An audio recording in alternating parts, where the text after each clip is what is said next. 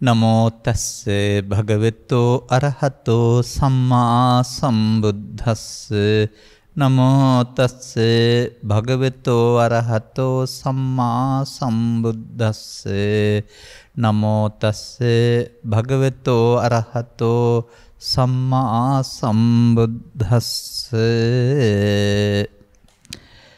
පවිවේක රසං පිවිත්වා රසං උපසම්මස්සච නිද්දරෝ හෝති නිපාපෝ ධම්මපීති රසං පිබන්ති. ධර්මානුශාසනාවෙහි සදහැවර අනුග්‍රහක දායකත්වය දරන්නා වූ පවුලේ අය ප්‍රමුඛ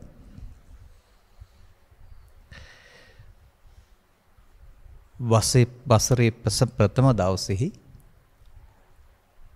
මෙව ධර්මානුශාසනාවක් ශ්‍රවණය කිරීම සඳහා ඉඩාවකාශ වෙන් කරගත්තා වූ ලෝවාසී ලක්වාසී සදහැබර පින්නතුනි, අනුග්‍රහක පින්නතුන් අපට කෙලෙස් දුරු කර නිවන් මඟ පැහැදිලි කර දෙන ගැඹුරු දේශනාවක් ස්වාමීන් වහන්සේ කැමැති පරිදි වදාළ මැනවි කියලා තමයි මාතෘකා පාඨය දීලා තිබෙන්නේ.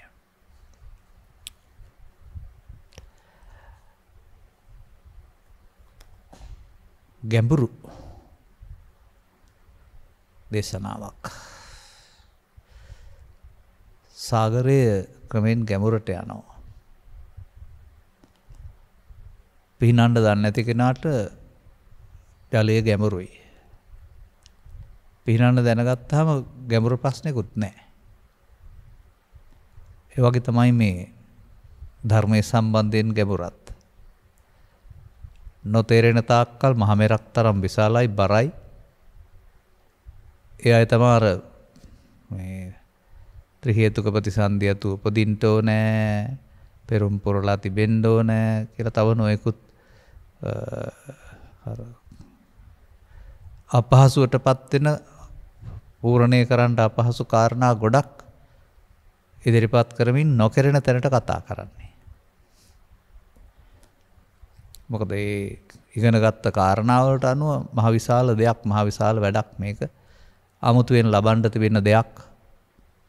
එහෙම කියලා තමයි යෝන්ගේ උපකල්පනය. ඇතැම් ඉතින් පිනට ලැබෙන දෙයක් කියලාත් හිතෙනවා. නමුත් තේරුම් ගන්නකොට මේකේ කරන්න තිබෙන්නේ කොමක්ද? නොදන්නකම නිසා කරමින් හිටපු වැඩක් නොකර ඉන්න එක. ඒ නොදන්නකම නිසා කරමින් හිටපු වැඩ නිසා හැමදාම මොකද වුනේ? නිවීම වැහි යනවා, සසර හැදෙනවා. නිවීම වැහි යනවා, සසර හැදෙනවා. අර කරනවායි කියලා කතා කරන ලොකු ලොකු වැඩ ඔක්කොමත් ඊට පස්සේ නිවීම වහන ධර්ම බවට පත් වෙනවා මේ පිනන්න දන්නේ නැති කෙනාට. ගැඹුරු ලෙස පේනවා. නමුත් තේරෙනකොට මේකේ සෑම දෙනා සඳහාම විවෘතව පවතිනා වූ, සෑම දෙනා විසින් පෞද්ගලික කළ යුත්තා වූ වැඩකට ජීවිතය තුළ අත ගහන්න ඕන. ඒ වැඩකට ජීවිතය තුළ අත ගහන්න පුළුවන් විදිහේ ජීවිතයක් තමයි බුද්ධෝත්පාදයක් තුළ ෂණ සම්පත්තිලාභීත්වයෙන් ෂණයක කරන්න ඕන වැඩක් වශයෙන් තව සූත්‍රයක සඳහන් වෙන ඉඩ කසර වෙන් වෙන්නේ සහ ඔබට ලැබෙන්නේ. මනුස්ස ප්‍රතිලාභයේහි ප්‍රධාන සුදුසුකම වශයෙන් පෙන්වන අතර අදාළ ක්‍රියාමාර්ගය ගැනීමට අවශ්‍ය මඟ හමුවෙන්න ඕන. සදහම් හමුවීම කියන්නේ ඒකයි. එන් තථාගතවරු මේ රහස ගාතාවක් පාසා, පදයක් පාසා සගවා දේශනා කොට තිබෙනවා. අපේ ලෝකයයි කල්පනා කරන්නේ මේ විශාල වශයෙන් සූත්‍ර දේශනා 18,000ක් විතර තිබෙන නිසා අවුරුදු 45ේම කියපු දේවල් දැනගෙන ඉන්න ඕනේ කියලා. නෑ, ඒ මොහොතේ හමු වුණ අයට ඒ හැම එකක් තුළින්ම පෙන්වලා තිබෙන්නේ කරන්න ඕන දේ. ඉතින් ඒ නිසා අපි තුළින් අපට තේරුම් ගන්න පුළුවන් මේ කරන්න ඕන දේ තේරුම් ගත්තාම අර 18,000ක් තරම් විශාලව පේන දේ එකක් තුලින් දකින්න පුළුවන්කමක් තියෙනවා. එතකොට තමයි ගැඹුරු දේ නොගැඹුරු වෙනවක් කියලා කියන්නේ. ඉතින් මේ බඳු ගැඹුරු දේ නොගැඹුරු කොට සංකීර්ණ දේ සරල කොට ඒ වගේම දඹදෙණි යුගයේ භාෂාවෙන් ආදී වශයෙන් ව්‍යක්ත භාෂාවෙන් දේශනා කළ දේවල් කනට මිහිර වෙන ආකාරයෙන් සරල කොට දේශනා කරන්නට කලක් තිස්සේ උත්සාහ දරලා තිබෙනවා. පුරුදු වෙලා තිබෙනවා.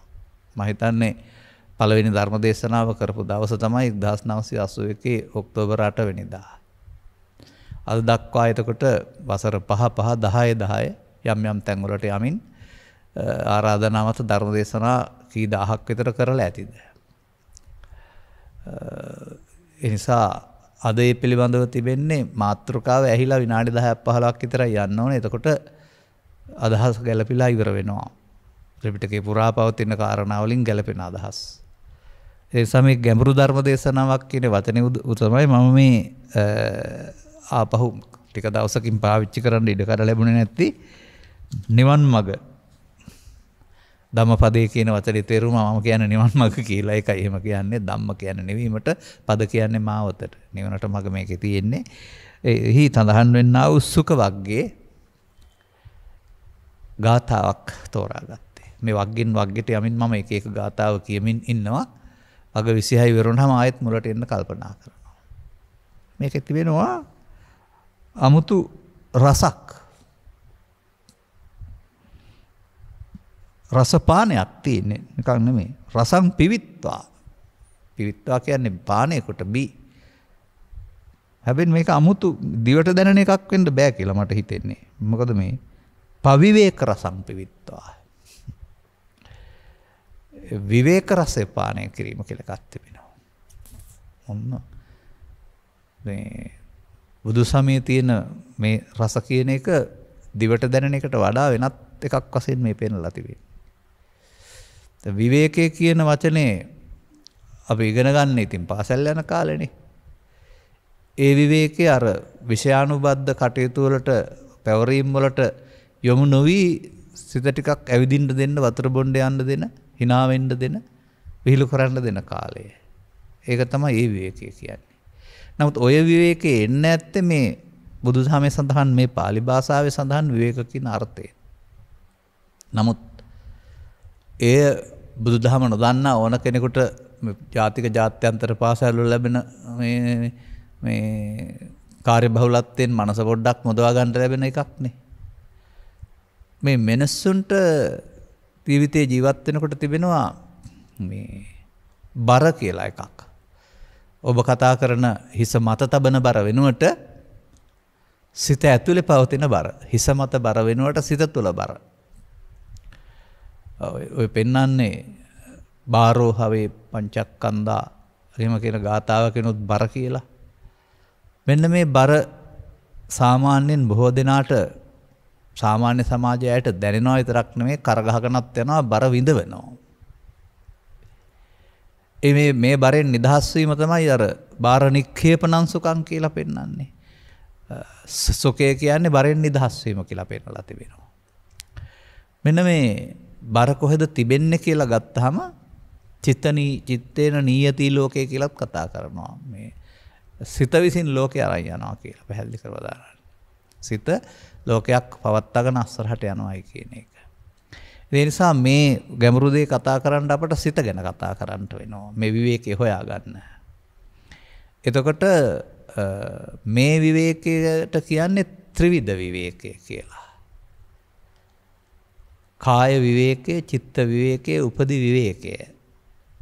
ඔන්නෝමයි මේ විවේකය හම්බ වෙන්නේ. නමුත් මෙතන කාය කියන වචනෙට කය කියලා ගන්න හැම බෑ. මොකද ඔය කුසල චේතනා නැත්තම් කුසල් සිත් 25 විග්‍රහ කිරීමේදී මේ කාය පස්සද්දි, චිත්ත පස්සද්දි, කාය ලහුතා, චිත්ත ලහුතා, කාය මුදුතා, චිත්ත මුදුතා, කාය පාගුඤ්ඤතා, චිත්ත පාගුඤ්ඤතා, කාය උජ්ජකතා, චිත්ත උජ්ජකතා කියලා ඒ කාය චිත්ත කියන්නේ කයේ සහ සිතේ නෙවෙයි. සිතේ සහ සිතුවිලි වල. එතකොට එහෙමනම් මේ කාය චිත්ත කියන එකේ තේරුම සිතේ සහ සිතුවිලි වල පවතිනා වූ නිදහසක් විවේකයක්. උපදි කියන්නේ කෙලෙස් වලට නැත්තම් උපාදාන වලට ඒ වයින් මිදුනහම තියෙන එක තමයි උපදි විවේකය කියලා කියන්නේ. දැන් මේක හොයාගන්න පුළුවන් විදිහක් තිබෙනවා. මේක පිළිබඳව ටිකක් ඔය සිත ගැන ඉගෙන ගන්න ඕනේ. බුදු සමයේ සිත ගැන උගන්වනවානේ. තථාගතයන් වහන්සේ උගන්වන්නේ තිස පිළිබඳව නාහං භික්කවේ අඤ්ඤං ඒක ධම්මංපි සමනුපස්සාමි. මහන්නේ මම මගේ බුදු ඇසින්වත් දන්නේ නැහැ. හටගත්ත ගමන් නැසෙන දෙයක් සිත තරම් කියලා. ඒ සිතේ ආයු කාලය අසුරු ගසන සැනක් කියන එක ඒ වගේම චිත්තචෛතසික විග්‍රහයත් පවතිනවා ඒක උත්පාද ඒක නිරෝධ කියලා. සිත සමග උපදින බැවින් චෛතසික ඒක උත්පාද. සිත නැති සමග නැති වෙන බැවින් ඒක නිරෝධ. එතකොට ෂණයකින් උත්පාද නිරෝධයක් සිත කියන එකේ ස්වභාවය. සිතේ තියෙනා වූ චෛතසික ස්වභාවයන් ඊට පස්සේ බෙදනවා ප්‍රධාන වශයෙන් කාමාවචර රූපාවචර අරූපාවචර කියලා. කාමාවචර පැත්තේ කුසල අකුසල කියලාත් බෙදනවා. තව අහේතුක කියලාත් බෙදනවා. ඉතින් අහේතුක හින්දා ඒවා ඉගෙන ගන්න ඕන නෑ. මොකද ඒවෙන් දුක් ගෙනත් දෙන්නේ නැති නිසා අහේතුක කියන එක ඒ තේරුම ඒකයි. සමාජයේ කතා කරන හේතුවක් නැතුව කියන අර්ථය නෙමෙයි. එතකොට මේ සිත්වල හට ගන්නා වූ මේ අකුසල පක්ෂයට බර සහ කුසල පක්ෂයට බර සිත්වල තමයි කිසියම් ආකාරයක මේ බර තියෙන්නේ. මතක තබා ගන්න. සාමාන්‍යයෙන් ඒ සිත්වල හට ගන්නා හැඟීම් චෛතසික වශයෙන් ගත්තාම චෛතසික නිසා තමයි මේ බර දැනෙන්නේ. ඒ සිත අකුසල් සිතක් වෙන්නේ චෛතසික නිසා. ඒ නිසා සිත තුල පවතින ගති ලක්ෂණ චෛතසික කියලා පැහැදිලි කරනු ලබනවා. මේකට අපිට අකුසල පක්ෂයේ ගත්තොත් එහෙම මෝහහිරක අනොත්තප්ප උද්දච්ච ලෝභ දිට්ඨිමාන දෝස ඉස්සා මච්චරිය කුක්කුච්ච තීන මිද්ද විතකිච්ඡා කියලා 14ක් බෙදලා තිනවා. එතකොට මේ හැම එකම හැම මොහොතෙම එන්නේ නැහැ. අදාළ මොහොතකදී මේවා සිතට එකතු වෙනවා. ඒ එකතු වීම තුළ කොතරම් සිතට බර දැනෙනවද කියනවා නම් ඉස්සර හදේ හැදෙනවා. හදේ ආබාධ හැදීමේ යනවා, මැරිලා වැටෙනවා, රෝගී බවට පත් වෙනවා, උමතු බවට පත් වෙනවා. ඒ තමයි බර. ජීවිතේ යම් කලක් ඔබ පෘථග්ජන කෙනෙක් වශයෙන් ගත කරලා තිබෙනවා නම් මේ ලෝකයේ සිදුවන සිදුවීම් වලට ප්‍රතිචාර දක්වන්න ගිහින් බාර ගැනීම නිසා මට බැන්න ආය මට ගැහුවා ආය මට පහර දුන්නා ආය මට පාඩුවක් ඇති කළා ආය ආදී වශයෙන් මේ කාරණා නිසාත් මේ බර හිතේ හට ගන්නවා. එතකොට මේ කාමාවචර කුසල චෛතසික කියන කාරණේ තියෙනවා. කුසල් සිත් කියන කාරණේ ඒකෙත් බර නැත්තේ නැහැ. මොකද ඒක ලෝකෝත්තර කුසල් සිත් නෙමෙයි කාමාවචර කුසල් සිත් වලත් කිසියම් ආකාරයක වේදිත සුඛයක් තිබෙන බැවින් ඒවත් මමත්වයේ තිබෙන බැවින් ඒකෙත් බරක් තියෙනවා. නමුත් මේ අකුසලයෙන් වෙන්නීම සඳහා භාවිතා කරන්න ඕන චෛතසික ප්‍රමාණයක් තිබෙනවා කුසල චෛතසික කියලා. ඒවා උදව් කරගෙන අරවෙන් මිදෙන්න පුළුවන්කමක් තිබෙනවා. ඉතින් මේක මේ බර තේරුම් ගන්නට විවේකයේ ඕන වෙන්න බර තේරුම් ගන්න පුළුවන් විදියක් තිබෙනවා. ඔබ ජීවිතේ ගත කරමින් නම් ඉන්නේ ඔබට තිබෙන වගකීම් ප්‍රමාණයක් තිබෙනවා නම් මවෙක් පියෙක් වශයෙන් හෝ තවත් වගකිය යුතු කෙනෙක් වශයෙන් මේක තුල සමහර අය කියන්නේ දියණියක් හදාගන්න එක විවාහයක් කර දෙන විශාල බරක් ආදී වශයෙන් එහෙම දරු බර එහෙම කියලා කතා කරන්නේ. ඔය සිතට දැනෙන එකට තමයි ඔය බර කියන්නේ. තෝ කිලෝ ගන්නක බරක් නෙවෙයි ඔය කතා කරන්නේ. ඉතින් මේක අයින් කරන්න මේ බාර නික්ෂේපණය පෘථග්ජනයට තේරෙන්නේ නැහැ. ඔවුන් බර ගෙන යාම තමයි දුක කියලා කියන්නේ. සමහර විට ඔබට මේක මම ඉගයක් වශයෙන් ප්‍රකාශ කරන්නම් දැනෙන විදිහක් හොයාගන්න විදිහක් ඔබට යම්කිසි ප්‍රිය කරන නාට්‍යයකට සවන් දෙන්න පුළුවනි නම් ලෝකේ තියෙන දේවල් අමතක වෙලා ගියාම අන්න එතන කිසියම් සැහැල්ලුවක් දැනෙනවා. එමත් නැත්නම් ඔබට වන්දනා කිරීම වැනි කාරණයකදී වන්දනාවටම හිත එකඟ කරගෙන ඉන්න පුළුවන් නම් පැය භාගයක් ඒ කාලය තුල ලෝකෙ තිබිච්ච දුක් තිබුණේ නෑ නේද මගේ හිතේ කියලා දැනෙනවා. එමත් නැත්නම් ඔය අපි කියලා දුන්න හෝ කාගෙන් හෝ අහගත්ත කතාවක්, දහම් කතාවක් මෙනෙහි කරමින් ඉන්න පුළුවන් නම් සිත ඒකට යොමු කරගෙන ඒකට සම්මාසනය කියලාත් කියනවා. වෙලාව ගත වෙනවා දැනෙන්නේ නැතු වෙන්න පුළුවන් සෑහෙන වෙලාවක්. අන්නේ වෙලාව ගත වෙනවා දැනෙන්නේ නැති කාලය තුල ඔබේ සිතට බරක් නැතිුනේ නෑ නේද කියලා තේරෙනවා. එහෙමයි ඔය විවේක රසය පිළිබඳව ඉව වැටෙන්නේ නැතුව. ඒක සම්පූර්ණයෙන් නිකලස් රසය නෙවෙයි. එහෙමත් නැත්නම් ආනාපාන ඔස්සේ ඒකට අවධානය යොමු කිරීමෙනුත් ඒ ඇතුළු වීම පිටවීම දැනීම තුළ හෝ බුදුගුණයක් පිළිබඳව මෙනෙහි කිරීම වලිනුත් අර ඔබේ චිත්ත අභ්‍යන්තරයෙන් ඇති කරන්නා වූ පීඩනය හිතට නොයන නිසා නැති වී ඇති නිසා නෙවෙයි ඒ කාල සීමාව තුළ සිතට නොයන නිසා ඔබට කිසියම් ආකාරයක සැහැල්ලුවක් පස්සද්ධියක් දැනෙනවා ඇති. නමුත් ඒවා නැති නිසා නෙවෙයි වෙනත් එකකින් සිත පිරී තිබුණ නිසා ඒවාට එන්න ඉඩ නැති නිසා. ඈත්වීම කියන වචනයක් සඳහන් කරනවා තදංග කියලා. යටපත් වීම කියලා විස්කම්බකනේ කියන වචනයක් පාවිච්චි කරනවා ඈත්වීම කියලා. ඒ බර යටපත් කරන්න ඈත් කරන්න පුළුවන් මිනිස්සෙන්ට. ලෝකේ බුදුරු පහළ වෙන්න පෙර මිනිසුන් විසින් කළෙත් ඔය යටපත් කිරීම ඈත් කිරීම නැමැති උපක්‍රමශීලීත්වය තමයි. නමුත් ඒකෙදී ඔය විවේක රසයට හා සමාන රසයක් හම්බ වෙනවා. එතනදී වෙන්නේ ඔය එකක් හම්බ වුණාම වර්තමාන සමාජයේ අයටත් ඒකෙන් ලැබෙන සුවයක් තියෙනවා. මේ සුවය කෙරෙහි ඇලුම් කරනවා නැත්නම් බැඳෙනවා. බැඳිලා ඒ සුවය තියාගන්න ඊට පස්සේ බණ අහන්නේ මොකටද භාවනා කරන්න ඕන කියලා ඉඳගෙන අර අරමුණක් වැඩිම තුලින් ලෝකය අමතක කිරීම සඳහා බොහෝ දෙනා වෙහෙසෙනවා. ඒ අර විවේක රසය දන්න නිසා.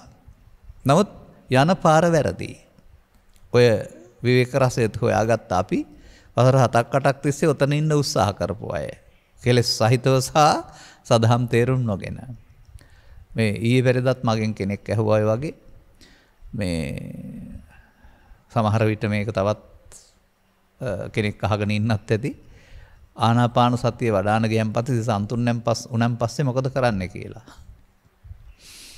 අනේ එර කෙලෙස් යටපත් වීම තුළ සිතුවිලි එන්නේ නැති තැනට හිත හදලා තියෙනවා. නමුත් එතනින් එහාට කරන්න ත්‍රිලක්ෂණය චතුස්සත්ත්‍ය එහෙම නැත්නම් කාම විතර්ක ව්‍යාපාද විතර්ක උපදින හැටි, දියුණු වෙන හැටි, සංසිඳන හැටි තේරුම් අරන් එතෙන්ට යොදන්න වෙනවා. ඊට එහා නැත්නම් කරන්න දෙයක් නැහැ.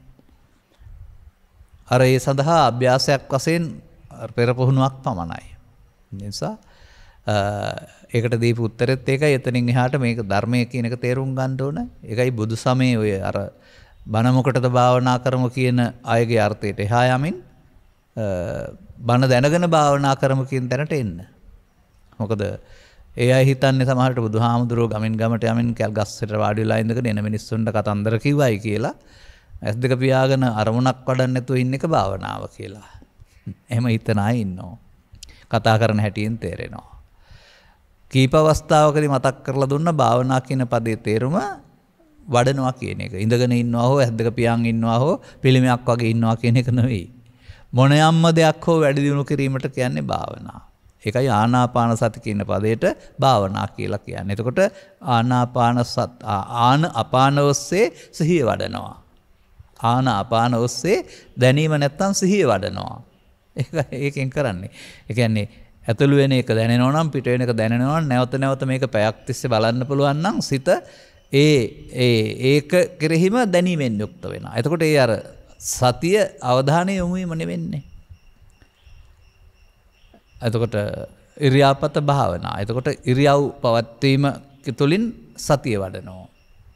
එහෙම නැත්නම් කසින භාවනා. නීල පීත ලෝහිත ආදී කසනයක් නැත්නම් බුද්ධ අරමුණක් අරගෙන ඒක භාවිතා කරනවා. ඒ යමක් වැඩි දියුණු කිරීම කියන අර්ථය නෙමෙයි වඩනවා කියලා කියන්නේ. ඉතින් ඒවා සමාජයේ තිබිලා තිබෙනවා. ඒවයින් යම්කිසි පෙරහුරුවක් ලැබෙනවා. නමුත් අපි කතා කරන්නේ විදර්ශනා වඩනවා. මේ ක්ලේශයන් ඈත් කරන්න යටපත් කරන්න විදර්ශනා වඩන්න ඕන නැහැ. ඕන එකකින් කරන්න පුළුවන්කමක් තියෙනවා.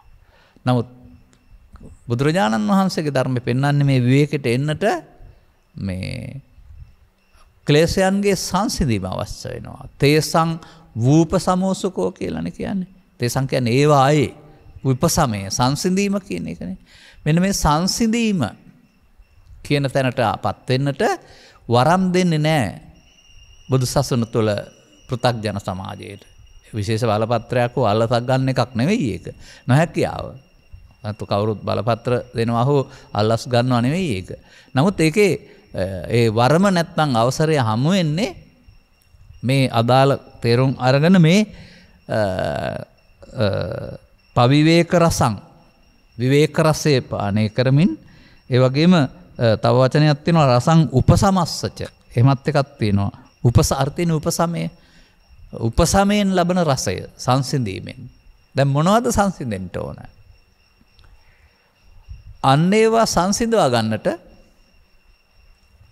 අපට මහන්සි වෙන්න වෙනවා. මොනවද පෘථග්ජනයාගේ ජීවිතේ සංසිඳීම වෙනකොට වර්ධනය වෙන්නේ? ලෝකවර්ධනෝ කියලා කතා කරනවා. නැත්නම් ක්ලේශ ධර්මයන් වැඩි දියුණුව කියන එක සඳහන් කරනවා. ඔය සඳහන් කරන්නේ පරිහාන ධම්මං ඕ භික්ඛවේ දේසිස්සාමි කියන පදයෙන් මහණෙනි මම ඔබට පිරිහෙන ධර්ම දේශනා කරමු කියලා.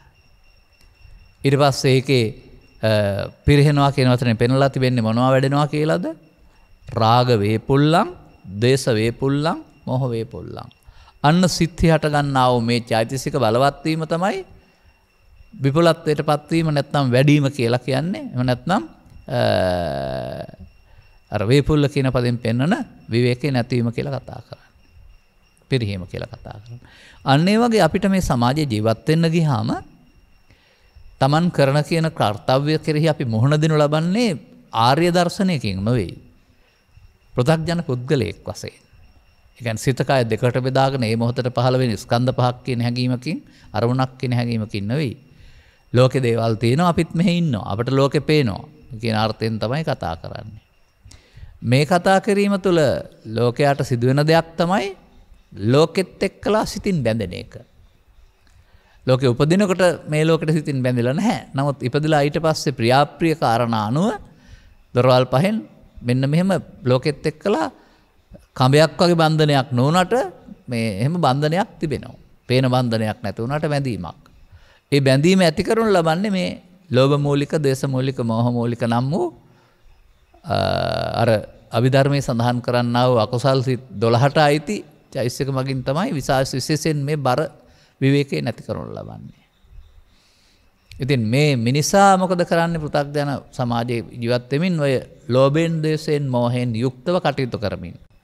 තුනෙන්ම යුක්තව නෙමෙයි, යම් මොහතක ලෝභයෙන්, මෝහයෙන්, තව මොහතක දේශයෙන්, මෝහයෙන් යුක්තව. බර පටවනවා. හිසට නෙමෙයි සිත ඇතුළට. බර පටවන්න බර දැනෙනවා වැඩිනේ. අන්න ඒ බර තමයි මිනිස්සුන්ට තිබෙන බාරා දානං දුකං ලෝකේ බුදුන් වහන්සේ වදාරන්නේ බරගෙන යාම තමයි ලෝකේ දුක කියලා කියන්නේ කියලා. ඉතින් බුදුරජාණන් වහන්සේ ලෝකේ පහළ වෙලා මිනිස්සුන්ට පැහැදිලි කරන්නේ බාහිර නික්කේපණේ නැත්තම් බර බහා තැබීම.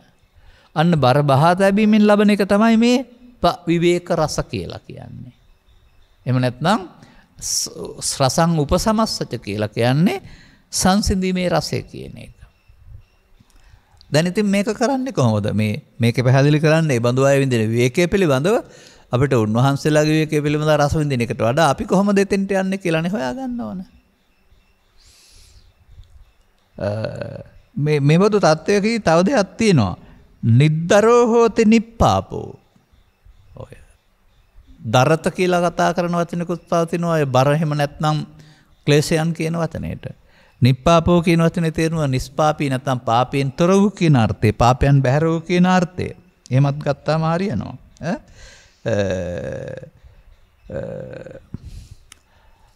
ඒකට අපි සාමාන්‍යයෙන් නිප්පාපෝ පව් නැති කියන අර්ථය සම අර දරත කියන එකෙන් එයින් ඇති වෙන පීඩාව නැති කියන අර්ථය නිද්දරත කියන එක. දැන් ඉතින් සමාජයේ මිනිස්සුන් මේ සංසිද්ධීන්හිදී පාපී සහ දරත වෙන ආකාරය තේරුම් ගන්න. මිනිස්සුන්ට අයිති ඒකයි. සාමාන්‍ය සමාජයේ දිනදා ජීවිතයේ ජය ගන්නට යාම තුළ ඒක ජීවන අවශ්‍යතාවයන් ඉටු කරගන්න අවශ්‍ය දේවල් කරන එක වරදක් හෝ පාපයක් නෙමෙයි. නමුත් ඒවායේදී පෘථග්ජන පුද්ගලයෝ ඒවා සමග ඇලීමෙන් ගැටීමෙන් සහ ඒවාට වාද විවාද කරගන්නට යාමෙන් බෙදා හදා ගන්නට යාම තුළ මේ මිනිසුන්ගේ සිත් තුළ ඇතිවෙන්නා වූ හැඟීම් විශේෂයක් තමයි චෛතසික විශේෂයක් තමයි අර අකුසල චෛතසික කියලා කියන්නේ. ඔබේ හිස මතට කිලෝග්‍රාමයේ තැබුවොත් ටික ටික බර වැඩි වෙනවා වගේ ජීවිතෙත් මෙන්න මේ කතා කරන බර මිනිසා වැඩි කරගන්නවා. ඒ මිනිසාට මේ වැඩි වෙන ආකාරය තේරෙන්නෙත් නැහැ, නිදහස් වෙන ආකාරය පු탁ජනයාට කොහොමවත් තේරෙන්නෙත් නැහැ. ඒ නිසා බර තබාගෙනම යන්න පුළුවන් මගක් විදිහට ආගමික නොවන නම් ඔය විනෝදයට බරපැත්තට යන එක, ආගමික නම් ආගමික පුද පූජා පවත්වන එක තෝරා ගන්නු ලබනවා. නිවැරදි මගක් වශයෙන් නෙවෙයි, Tamanට තේරෙන මට්ටමේ විකල්පයක් වශයෙන්. අර බුදුන් වහන්සේ වදාළ සන්තුට්ටි පරමන් දනන් වෙනකොට අර තමන්ගේ හිත ඇතුළත පවතිනවල් දේවල් එන්ට නොදී නිරන්තරයෙන් සතුටින් ගත කරන විදියක්. ඒක තමයි ඉතින් ඔය ලෝකේ පවතින මාධ්‍ය සහ මාධ්‍ය සදාචාරය මගිනුත් ඔබකට සතුට සඳහා කියලා ඔය හැම විටම පිටින් දෙයක් පෙන්නලා ඔබේ සිතේ අදහස් යටපත් කරලා සතුට දෙන්න උත්සාහ කරන්නේ. ඔවුන්ට පුළුවන් ඒක තමයි. ඒ වගේම ඒ ආගම් මට්ටමවලදී පවත්වන්නා වූ පුද පූජා මගිනුත් කිසියම් ආකාරයක ආස්වාදයක් ලැබෙන බැවින් අර ලෝකේ අමතක වෙනවා. නමුත් මේ ප්‍රතිපදා දෙකම මම දකින්නේ ආර්ය ප්‍රතිපදා වශයෙන් නෙවෙයි, ප්‍රාථමික ප්‍රතිපදා වශයෙන්. ඉතින් අපට හොඳම බේත තියෙනකොට බාල බේත් බොන්න ඕන නෑනේ. මොකද නියත වශයෙන්ම රෝගයේ සුව වෙන්නා වූ ප්‍රතිකාරයක් තිබෙන විට අවිශ්වාසයෙන් තව වේතක් බොන්න ඕන නැහැ. අන්න ඒ වගේ අදාළ මාර්ගයේම තේරුම් ගන්නව ඇරුණාම අර අන් අය හඳුන්වා දෙන පරිදි පෘථග්ජනයට තේරෙන පරිදි ගන්නා වූ මගහැර යාමේ කලාවන්ට උත්සාහවන්ත වී තු නැහැ. නමුත් පොදුන් සමාජයේ බඳු දේවලුත් බුදුමග වශයෙන් සහ බුදුන් වහන්සේ වදාළ දේවල් වශයෙන් හිතනු ලබනවා. ඔය ඇතම් අය අපට ඇහිලා තියෙනව නැත්නම් කියපු අපිට කියලා තියෙනවා මේ බලහන්නේ මොකටද? භාවනා කරන්න ඉතින් තියෙන්නේ. එහෙම කියන අය ඉන්නවා. ඔවුන් බණ කියලා හිතනවා ඇත්තේ ඔය යටකී දවස බරණැස් නුවර එහෙම නැත්නම් පටාචාරා කිසాగෞතමගේ කතන්දර අහනවට වෙන්නේ ඇති. නමුත් අපි බණ කියලා කියන්නේ ඒක නෙමෙයි. අපි බණ කියලා කියන්නේ මිනිසා චිත්තචෛතසිකයන්ගෙන් ලෝභයෙන් දේශයෙන් මොහෙන් පිරී දුකටපත් වෙන ආකාරය පෙන්වනවා පළමුවෙන්. අනතුරු ඒවා අස් කර ගන්න ආකාරය පෙන්වනවා. දැන් මේ ටික තේරුම් ගත්තාම එකතු කරන එක නවත්තලා අස් කරන්න පටන් ගන්න එකට අපි භාවනා කියනවා. ඒක වඩනවාට විදර්ශනා කියන වචනේ. ඒ අර්ථයෙන් තමයි අපි කතා කරන්නේ බුදු සමය බණ භාවනා. මොකද තථාගතයන් වහන්සේ අර මිනිසාට Tamanගේ ජීවිතය තුළ පරිහාන ධම්මං ඕබික්ක වේදේසිස්සාමි පෙන්නනවා. ඒ ටික කියලා නතර වුණා නම් බුදුරජාණන් වහන්සේ සම්පූර්ණ වෙන්නේ නැහැ. මොකද ඒක අනිත් ලෝකේ ඕන කෙනෙකුටත් කියන්න පුළුවන්. මිනිසා දුකටපත් වෙන හැටි, දුක් විඳින හැටි කියන්න පුළුවන් ඕන කෙනෙකුට. නමුත් බුදුන් වහන්සේ විශේෂයටපත් වන්නේ ඒ දුකෙන්ම මිදෙන හැටි කියලා දෙන නිසානේ.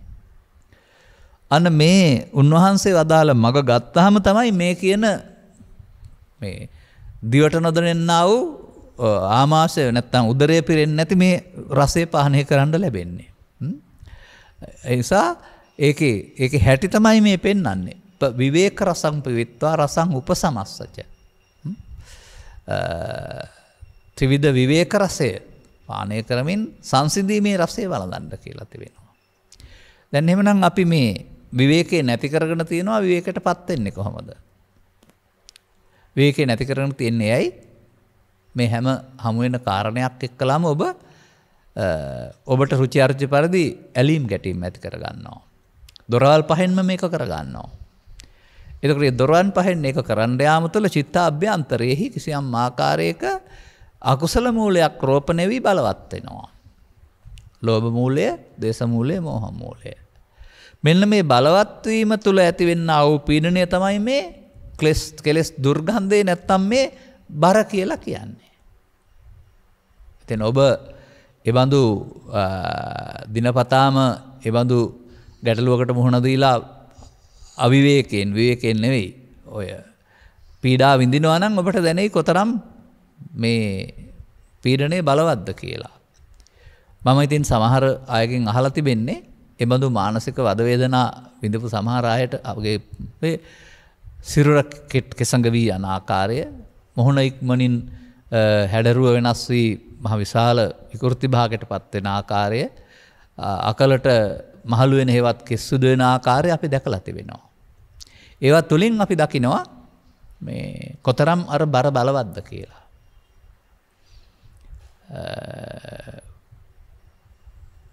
සාමාන්‍යයෙන් මෙහෙම කිව්වොත් අපේක්ෂා බංගත්වය කියලා හිතන්නකෝ. ඒ කියන්නේ ජීවිතේ අපේක්ෂා තියෙනවා, ඒවා ඉටු කර ගන්නට යන්න මොනම මාර්ගයක්වත් නැහැ. දැන් මේ වගේ තත්ත්වයක් තුළ මෙයා ඉන්න තැන සුවයෙන් නෙවෙයි. මේ පීඩනය ඊට පස්සේ රෝගයක් වශයෙන් මතුවෙන්න පුළුවෙනි, කෙස්සුදුවීමක් වශයෙන් මතුවෙන්න පුළුවෙනි. ඒ වගේ අන්න එහෙමයි අපි දැකලා තියෙන්නේ. එහෙම නැත්නම් නැති රෝගයක් විදිහට මතුවෙන්න පුළුවෙනි. අන්න ඒක තමයි බර කියලා කතා කරන්නේ. ඉතින් ඒ නිසා මේ තථාගතයන් වහන්සේ පැහැදිලි කරලා දාලා වූ මේ බර හිස මත තියෙන බරක් නොව සිත තුළට පැටවෙන්නා වූ බර. එන් තථාගතයන් වහන්සේ ධර්ම පැහැදිලි කිරීමේදී බාරා දානං ලෝකං ලෝකේ බාරණික්කේපනං සුඛං කියලා මේ බර ගෙන යන එක තමයි ලෝකේ දුක කියන්නේ. මේ බරෙන් නිදහස් වෙන්න කියලා තමයි අනුශාසනා කරලා තියෙන්නේ. ඉතින් අපේ බොහෝ දෙනාට ඕක ඇහිලා නැතුවද මන් දන්නේ නැහැ. ඒගොල්ලෝ බර කරගහකට තව ආත්ම ගානක් ඇවිදින්න ලෑස්තිය. මේ එදාට බර නික්ෂේපණය සඳහා. නමුත් තථාගත දේශනාව තුළ මා දකින්නේ බරක් වන්නේ නොදන්නා අයට ජීවිතය දැනගත්තා මෙතනින් එහාට බර බහා තැබීම ආරම්භ වෙන්නේ.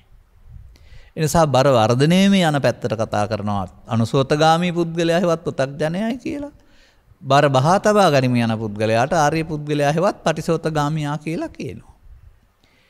ඉතින් අර අනාර්ය පුද්ගලයාට ගැඹුරු පේනවා. මහ විශාල කරන්න බැරි අමාරු දෙයක් විදිහට කැලේට විතරක් ගිහින් කරන්න ඕන වැඩක් විදිහට, ගහක් යට ඉඳගෙන කරන්න ඕන වැඩක් විදිහට, निराහාරව ඉඳලා කරන්න ඕන දෙයක් විදිහට, කෙස් රවුල් වවාගෙන කරන්න ඕන දෙයක් විදිහට, අකාගෙන් හරි අරන් කර්මස්ථානයක් අරන් 365 දවසම වඩන්න ඕන දෙයක් විදිහට තව ඉතින් නොඑක් කාරණා මේකට අනවශ්‍ය බර පටවලා තිබෙනවා කරන්න බැරි විදිහට.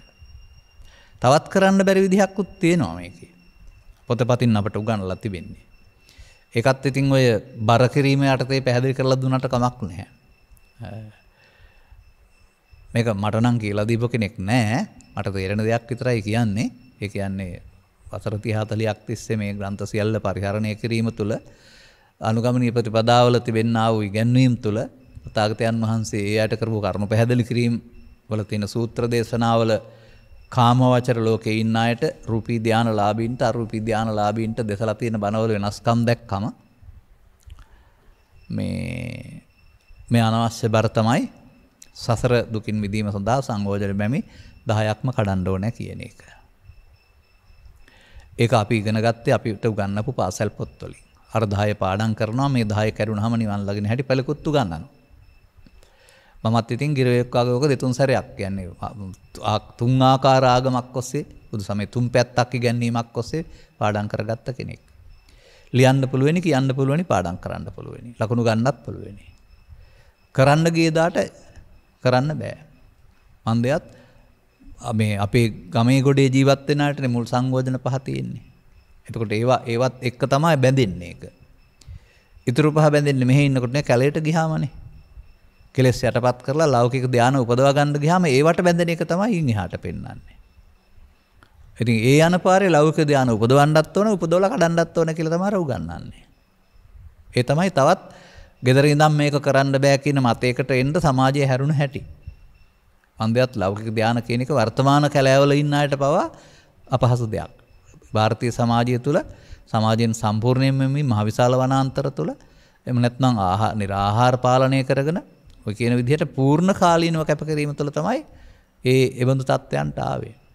ඉතින් ඒ නිසා ඒක මේ ඇහැට කනට නාසයට අරමුණු ගැටෙන ඒවට සිත යන සමාජයේ ඉඳන් කරන්න පුළුවන් දෙයක් නෙවෙයි. ඒ ලෝකේ සම්පූර්ණයෙන්ම අමතක කරන්න ඕන, යටපත් කරන්න ඕන දෙයක්. ඉතින් එතකොට තමයි ඒක හුඟක් අමාරුයි කියලා කියන්නේ. ඉතින් මා මේ සමාජයට කරුණු පැහැදිලි කිරීමේදී කේමක නම් වූ සූත්‍රය සහ දුකූපම පුද්ගල නම් වූ සූත්‍ර දෙක දේශනා කරලා තිබෙනවා. ඕනනම් ආයෙ කරන්නත් පුළුවෙනි. ඒක තුළ පෙන්වන දර්ශනය තුළ මේ පෙළ වැරදි කියලා කියලා තියෙනවා. ඊට වඩා පහසු නෑ, අච්චරා පහසු නෑ, මේක පහසුයි කියලා. සංයෝජන කියන දේවල් අපි හදා ගන්න දේවල්. ඒකට අපි වැරදීමෙන්. ඒකට දැන් මේ කාම ලෝකේ ජීවත් වෙන්න ගිහින් තමයි අපිට කාම ලෝකේ සංයෝජන හැදිලා තිබෙන්නේ. රූප ලෝකෙටපත් වුණොත් කියන්නේ ඒවා මෙලෝ වශයෙන් ඒ තත්ත්වයන්ටපත් වුණොත් තමයි ඒක සංයෝජනයක් වෙන්නේ. නැත්තම් ඒ සංයෝජන අපිට නැහැ.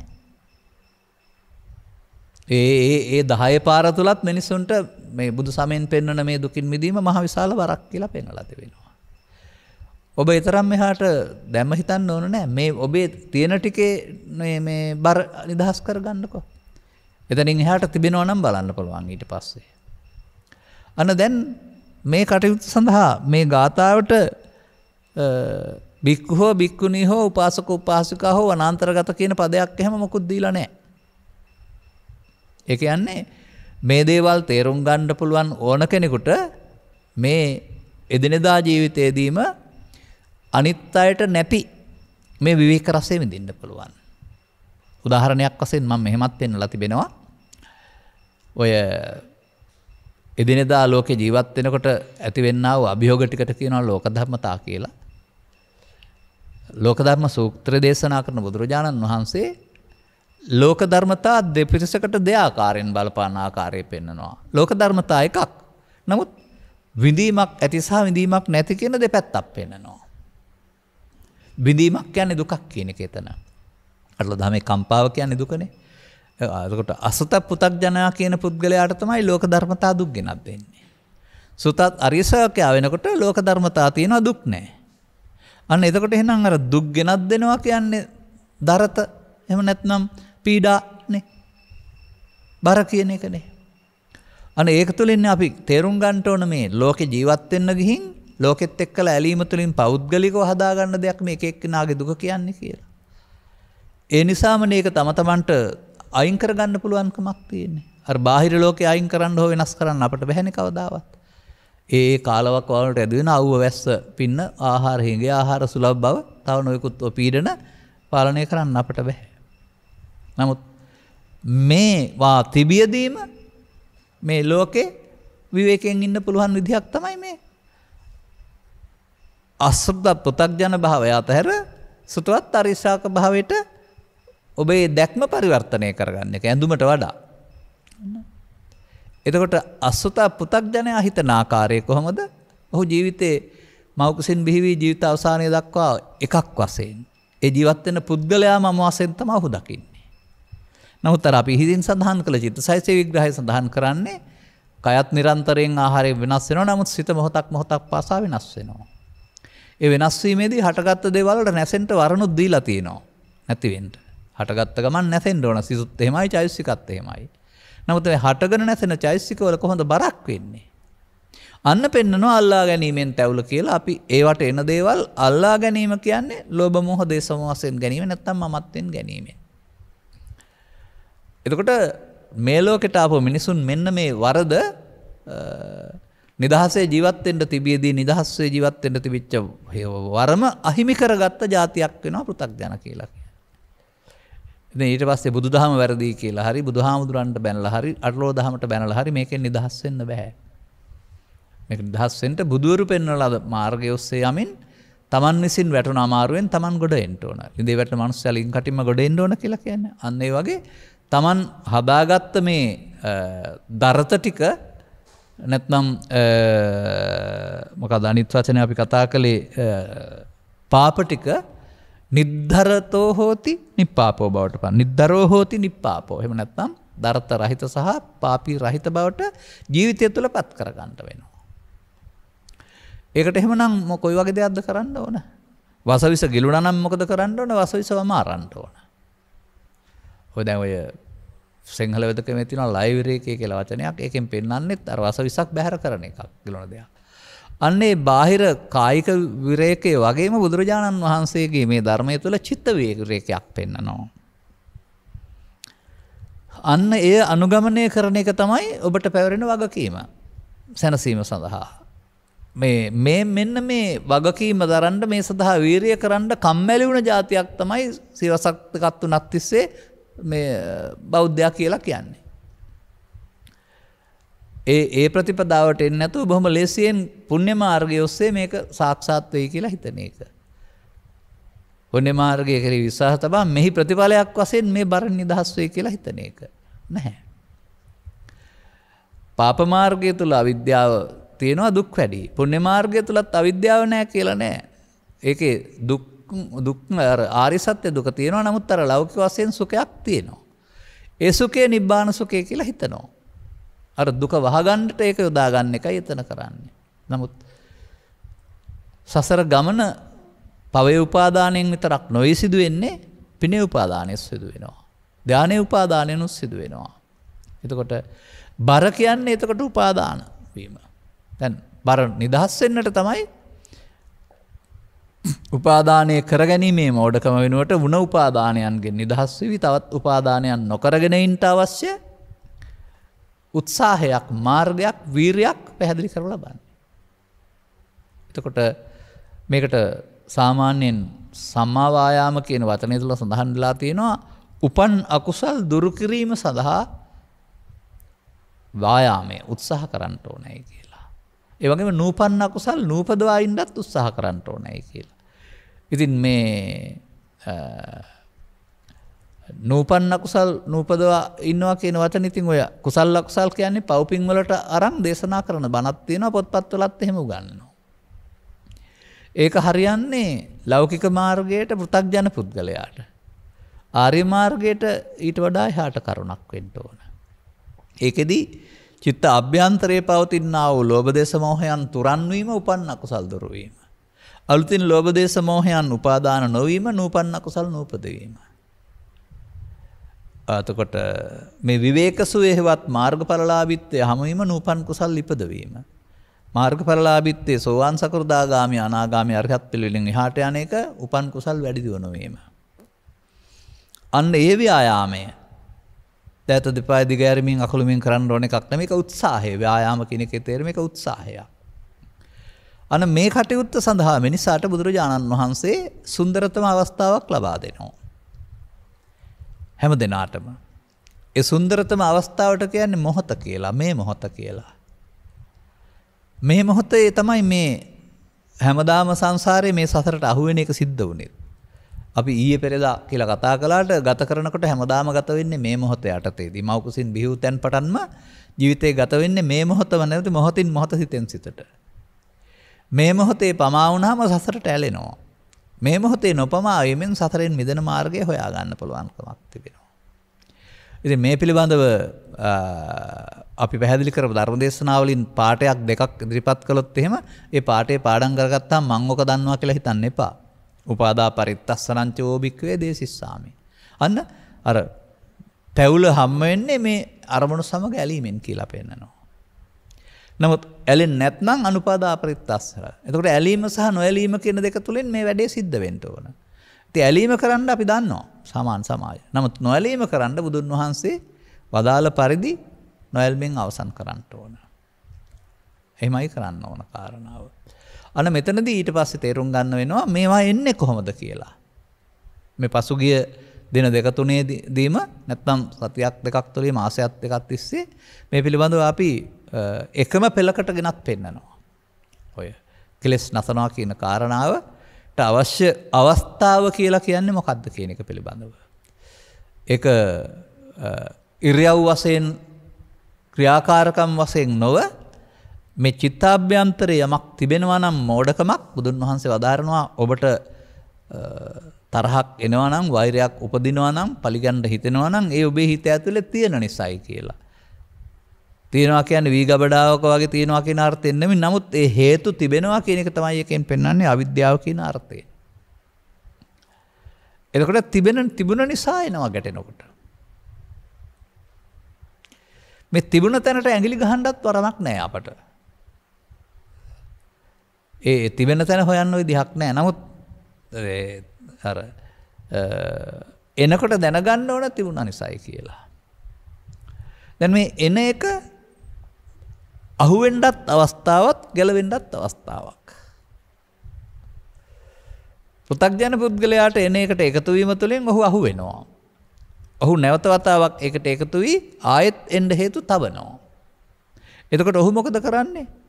නූපන් අකුසල් උපදවනවා. නූපන් අකුසල් උපදවනවා ඔහු කරන්නේ. එන එකට එකතු වෙලා ආපහු තැබීමෙන් තවදුරටත් චිත්තාභ්‍යන්තරයේ ලෝභ මූලය, දේශ මූලය, මෝහය බලවත් කරනවා. හොඳයි, එන එක ආවහම එකතු නුනොත්. එතකොට එකතු නුනොත් අනාගතයට තැබීමක් සිදු වෙන්නේ නැතුව අහිමි වෙනවා. එතකොට මේක කර්ම න්‍යාය තුළ පෙන්වන්නේ කර්ම විපාක කියන අර්ථයෙන්.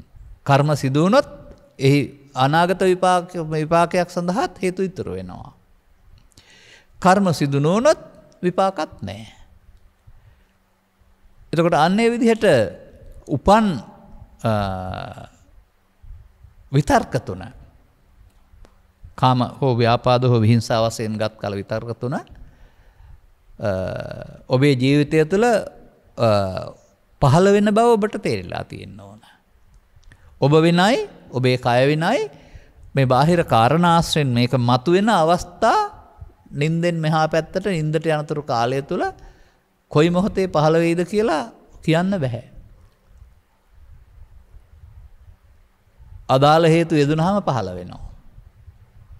මගේ ජනප්‍රිය උදාහරණය ගරිල්ලොන් සැගවී සිටිනවා වෙලාවක් බලන් ඉන්නේ. මොකද ඉදිරි පෙළ වලල්ල දුර්වල වුණාම ආරක්ෂක වලල්ල එතනින් තමයි පැනලා පහර දීලා අපහු හැංගෙන්න පුළුවන්කමක් තියෙන්නේ. අන්න ඒ වගේම තමයි අපේ සිහිය දුර්වල වෙනකොට තමයි මේගොල්ලෝ පැනලා අපට පහර දෙන්නේ. ඒ පහර දුන්නාම ලෝභයෙන්, දේශයෙන්, මෝහෙන් පහරකා ඔබ වැටෙනවා විතරක් නෙවෙයි ලෝකෙට අහු වෙලා හිරගෙවල් යනවා, මැරුම් කනවා අනිත් අය අතින්.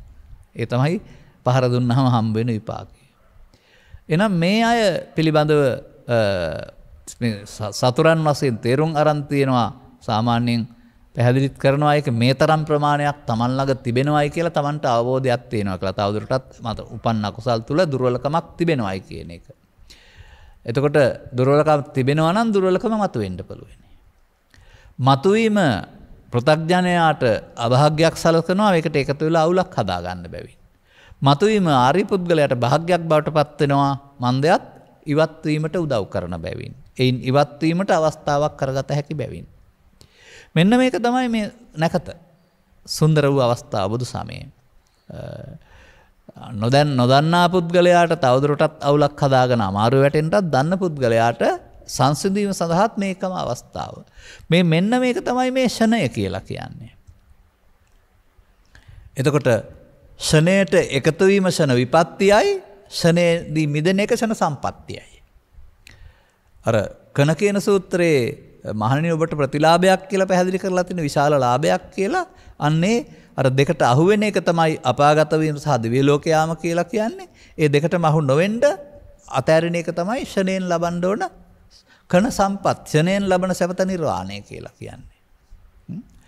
මෙන්න මේ தත්වයන් තේරුම් ගන්න පුළුවන් නම් හැමදෙනාටම ජීවිතයත් එක්කලා, වර්තමානයේ ගත කරන ජීවිතය කරන කාර්යයත් එක්කලා චිත්තාභ්‍යන්තරයෙන් හට ගන්නා වූ මේ පීඩණය දකින්න, පීඩට එකතු නොවෙන්න. ඒව අර හටගත්තාම නැසෙන ස්වභාවයේ එක හැකියාවක්මයි අර එකතු නොවි නැසෙන්න ඇරීම තුළ බර බහා තබන්න පුළුවන් වෙනවා. අන්නේ බහා තබනකොට තමයි අර විවේකය හම්බ වෙන්නේ. ලෝභසිත, දේශසිත, මෝහසිත ඒවා පවතින චෛතසිකයන් ප්‍රමාණයෙන් බලය අඩු වෙනකොට තමයි අර පවිවේක රසය පාලනය කරන්න පුළුවන්. ඒ වගේම උපදීන් අඩු වෙනකොට තමයි අර සංසිඳීම කියන එක තුළ තිබෙනා වූ රසය දැනෙන්නේ. මේ රසය දිවට දැනෙන එකක් නෙවෙයි, පසිදුරන්තර දැනෙන දෙයක්කුත් නෙවෙයි. නමුත් දැනෙන දෙයක් මතක තබා ගන්න. ඒක අර මෙහෙම කියන්නම්කොම හිසේ රදය කියන එක දැනෙන දෙයක්. ඒක දැනෙනවානේ ඉස තුළට. නමුත් ඉස රදය සුව වෙනවා. එතකොටත් දැනෙනවා නේද? කොහටද දැනෙන්නේ?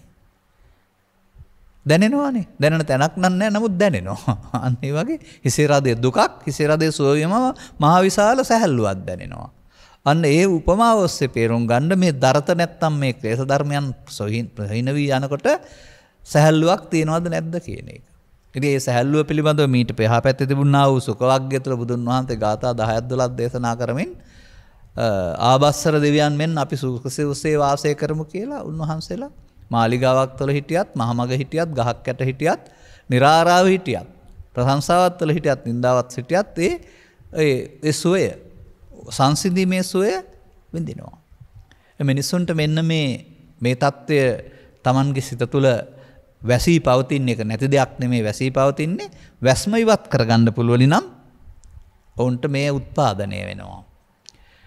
ඒ තමයි බුදුරජාණන් වහන්සේලා ලෝකෙට පහළ වෙලා මිනිස්සුන්ට විවර කර දෙන නිදානය. තමයි නිදානය කියන එකේ තේරුම එක වසා තිබෙනවා කියන එකනේ. එතකොට නිදානේ වසා තිබුණාම පාදා ගන්න පුළුවන් කමක් තිබෙනවා. මේකට සද්ධර්ම නිදානය කියලා කියන්නේ. එතකොට ඔබට මේ හමුවීම තමයි ධර්මයේ හමුවීම කියන්නේ.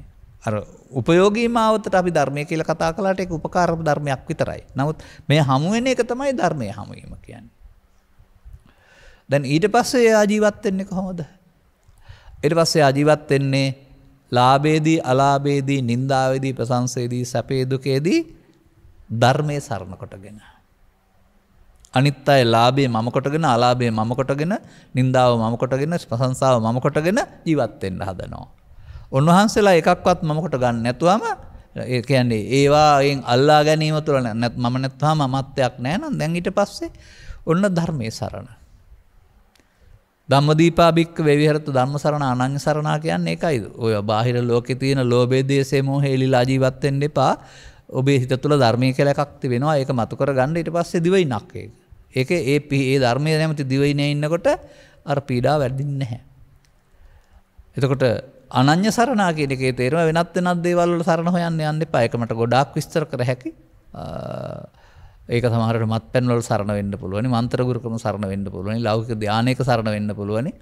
තවත් මොන හරි එක ක්‍රම වලින් මගහැරලා ඉන්න මහන්සි වෙන එක තමයි අනන්‍ය සරණා කියලා කියන්නේ. නමුත් අනන්‍ය සරණා සියල්ල මේ මොදට දී වෙන දූපත්. ඒ කියන්නේ ඉන්න බෑ ඒ වේ සදාකාලිකව පිරිහෙනවා. මොකද ඒ හදාගන්න හැම එකක්ම අයිති වෙන්නේ ආයතනයකට. මේ බුදුරජාණන් වහන්සේ වදාරන්නා වූ උපසමස්සකේ කියන්නේ ආයතනයක් නෙමෙයි. ආයතන කියන්නේ සිතේ හටගන්න දේවල්, ඒවා සිතත් සමග නැතෙනවනේ, ඉන්න බෑනේ සදාකාලිකව. නමුත් ඒවායේ සංසිඳීම තුළ තියෙන දෙයක් නැත්නම් එය හටගත් එකක් අර හටගෙන නැසෙන එකක් වෙන්නේ නැහැ. මෙන්න මේ බුදු තත්වයන් ස්පර්ශ කරන්න දැනුණාම ඒකේ වටිනාකම තේරෙනවා. ඒකේ අගය තේරෙනවා. ඒකේ තිබෙනා වූ සුන්දරත්වය තේරෙනවා. ඒක තුළ ඉන්න විට මේ බාහිර ලෝකේ පවතිනා වූ තර්ජනයන්ගෙන් ඇතිවෙනා වූ මේ දරතය, එහෙම නැත්නම් මේ බර නැති බව තේරෙනවා. ඉතින් මෙන්න මේ ගාථාවෙන් පෙන්වන්නේ මෙන්න මේ කියන தත්ත්වය විඳිනකොට ඒ අය තුළ පවතිනා වූ ස්වභාවය පිළිබඳව. අපි ඒ අය පිළිබඳව විවරණයක් කරමින් සතුටුට හරියන්නේ නැහැ. ඒ අයගේ මේ ස්වභාවයට පත් උනේ මොනවා කරලාද? එතකොට උපන්න කුසල් දුරු කර ගැනීම සඳහා, නූපන්න කුසල් නූපදීම සඳහා ඒ මොහොත යොදා ගැනීමෙන් ඒ උපදින්නා වූ විතර්කයන්ට එකතු නොවීම තුළින් ඒවා එකතු නොවීමෙන් බලන දේ තමයි අනිත්‍ය බලනවා කියන්නේ. එතකොට බලන්න තියෙන්නේ ලෝභය, දේශය, මොහය අනිත්‍යනේ. එකතු වුණාම නිට්ටය වෙලා යනවා, එකතු වෙන්නේ නැතුවම අනිත්‍ය වෙනවා කියන තැනට ආපුවාම බුදු සමයේ අනිත්‍යත් සුන්දර දෙයක් වෙනවා. ඒ වගේම සරල දෙයක් බවට පත් වෙනවා. ගැඹුරු නැති වෙනවා. මිනිසා සඳහා ලබාගත් ජීවිතය තුළ මෙන්න මේ දේවල් තේරුම් ගන්නට තරම් අවධානය යොමු කරලා ධර්ම ශ්‍රවණය කරන්න පුළුවන් නම් ඊට පස්සේ මාද මා වෙනුවෙන් යමක් කළ යුතුයි කියන තැනට එනවා. මොකද පෞද්ගලිකව දුක ඔබේ දෙයක්, ඒක ඔබ තුළ සංගවාගත් දෙයක්. හේතු. ඒ ඉවත් කර ගැනීම ඔබ සතු දෙයක්. ඔබට හැකි දෙයක්. ඒ නිසා ඒ කටයුත්ත කරන එකට තමයි තථාගතයන් වහන්සේ වදාරන්නේ ආතප්ප කිච්ච හේවත් ක්ලේශයන් තැවීමේ කටයුත්ත. තැවීම කියන වචනෙන් පෙන්වන්නේ යටපත් කරන් ඉන්න කියන එක නෙමෙයි. ඒවට එකතු වෙන්නට ඉඩ නොදී, ඒවට බලවත් වෙන්න ඉඩ නොදී අවසන් කරන පාර. ඒ නිසා තමයි ඒකට පටිසෝතගාමිත්වය කියලා කතා කළේ. ඉතින් එතකොට බඳු තත්ත්වයක් තුළ දැන් අනිත් අයත් සමග ජීවත් වෙන්න වෙනවා. අනිත් අය සමග මංගලාමංගල උත්සව වලට යන්න, පුණ්‍ය උත්සව වලට අනිත් ඕන දෙයකට යන්න වෙනවා. යම් කිව්වම යන්නත් වෙනවා. ඔවුන් ඒවා නිසා ඇලී ගැටි ලෝභ මිලවීමාවි අවුල් ඇති කර ගන්න අතර ඔබ ඒවා නිසා නොඇලී නොගැටි ඉන්නට ඒ මොහොතම යොදා ගන්න බෑ. ඔබ දන්නවා අනිත් අය දන්නේ නැති වුණාට. ඊට පස්සේ ඒ බඳු අය අහවි කොහොමද මේ වගේ ප්‍රශ්නයක් තුළ මේ hina වෙවි ඉන්නේ, තැවෙන්නේ නැතුව මේ ඉන්නේ කියලා. මොකද ඒ අයට ලොකු ප්‍රශ්නයක් ඒක. අනිත් ප්‍රත්‍යඥායට ඒක හැම දෙයක්ම කතා කරන්න දෙයක්, හෙට දවල්වා ගෙනියන්න ප්‍රශ්නයක්. කම්පණයට කාරණයක්. නමුත් ඔබට තේරෙවි ඔබ ළඟ ඒ කම්පණයට නැත නිසා ඔවුන් කම්පණ වෙන දේ තුළ ඔබ ළඟ කම්පනයක් නැහැ කියලා. එතකොට තේරෙවි අර ලෝක ධර්ම සූත්‍රයේ පෙන්වන පෘථග්ජනයා ලෝක ධර්මයට ප්‍රතිචාර දක්වමින් අනුරාධපුරවල පෙන්වනවා ආර්ය පුද්ගලයාට ලෝක ධර්මයට දක්වන්න ප්‍රතිචාරයක් නැහැ කියන එක ඔබ තුලින් දකින්න හම්බ වේවි. දැන් තවදුරටත් නොනැවත ඉදිරියට යන්න. මා නිවත්තා භික්ඛම කියලානේ කියන්නේ. මා නිවත්ත නොනැවත ඉදිරියට යන්න. මන්දයත් බුදුන් වහන්සේ ඔබට හමු වෙන බැවිනි. පුද්ගලයෙක් වශයෙන් නොව, පිළිමයක් රත්තරන් වශයෙන් නොව, එදත් අදත් ඉදිරියටත් මේ දුක්ඛ නිරෝධ ගාමිනී ප්‍රතිපදාවේ යන අය පිළිගන්නට උන්වහන්සේ සදාකාලිකව වැඩ සිටින බැවිනි. අදාළ කරුණු තේරුම් ගැනීමට තමයි ගැඹුරු ධර්මයේ තේරුම් ගැනීම කියලා කියන්නේ. ඊට පස්සේ අනුගමනීය ප්‍රතිපදාවක් තුළ ඔබටත් මේ සඳහා ප්‍රවිෂ්ඨ වෙන්න ලැබෙනවා. ජීවිතේ ලබන්න පුළුවන් උත්තරීතරම සැපත, උත්තරීතරම නිධානය, එමත් නැත්නම් ජීවිතයක් තුළ ලබා ගන්න පුළුවන් ලොකම වාසනාව මෙයයි. බෞද්ධයින් සඳහා පමණක්, ප්‍රතිපත්තිකාමී බෞද්ධයින් සඳහා පමණක් නිර්දේශිත මේ මඟ හෙළි කර ගන්නට ඔබට මේ කරුණු පැහැදිලි කිරීම උපනිශ්‍රේවා හේතු වාසනා වේවායි කියන සුභාශිංසනයේ ප්‍රාර්ථනා කරමින් මම ධර්මානුශාසනාව මෙසේ නිමා කරනු ලබනවා. දායකත්වය මෙම උතුම් ධර්ම දේශනාව ප්‍රඥානාලිකාව තුළින් ප්‍රචාරය කිරීම සඳහා මාරවිල නාත්තණ්ඩිය පාර අංක 747 ඉරක් සීදරණ නිවසේ පදිංචි එම්.ඒ. කුමුදිනී ශ්‍රී ආකාන්ති ඇතුළු පවුලලා සැවුලිය සෑම දෙනා විසින් දායකත්වයේ දරා තිබෙනවා. ඒ වගේම ජන්මදිනයකට ආශිර්වාදයක් පිණිසම ධර්ම දේශනාව කරලා තියෙන බවත් සඳහන් වෙනවා.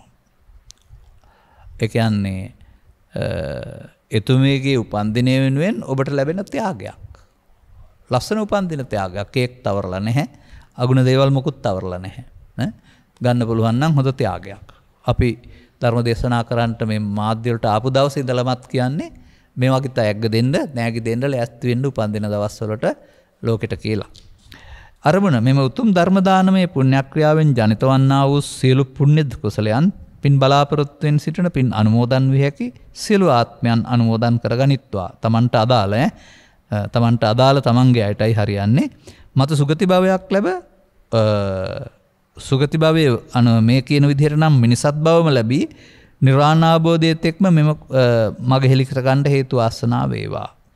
සසර ගමන නිමා කර ගැනීමට වෙරදරන පාරමී පුරණ කුසලයට හිත ඇති සදහම් පිපාසිත සියල්ලෝම මේ අමා දහම් පානය කරත්වා. ඔන්න ඒකෙත් තිබෙනවා අර පිවිත්වා කියන වචනේ. හරියට ඒක දැකලා ගත්තා වගේ මම මේක. නිවන් මාගේ පූර්ණය කර ගැනීමට මෙම පුණ්‍ය කුසලය මහෝපකාරී වේවා.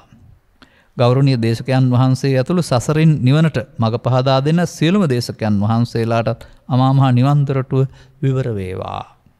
සියලු සත්වයෝ සංසාර කෙලෙස් ඕගය තරණය කොට උතුම් නිර්වාණය පූර්ණය කර ගනිත්වා කියලා ඔබ හැම දෙනා වෙනුවෙන්ම ලෝකෝත්තර ප්‍රාර්ථනාවක් තබලා තියෙනවා.